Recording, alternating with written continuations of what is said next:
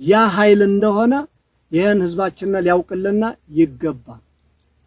ከዚህ ውጭ እኛን በየመድረኩ የሚያጣጥለው ብዙ ነገር የሚቀባጥረው ይሄ ሁሉ ስንመራው የነበረ ነው።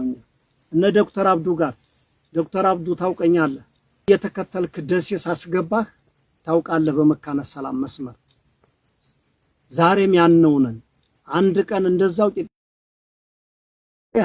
የምትከተልበት ጊዜ ቅርብ ነው የሚሆነው። እንተዋወቃለን። እያንዳንዱ እየተነሳ የምትቀባጥር ሁሉ በዛ በከፋ ጊዜ የት ነበራችሁ? እኔ አረጋ ከበዳውን አናውቀውም፣ አያውቀንም።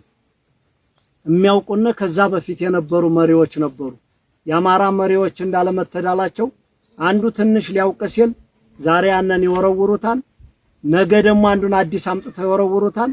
እኛ ትግል ከጀመርነ ሶስተኛና አራተኛ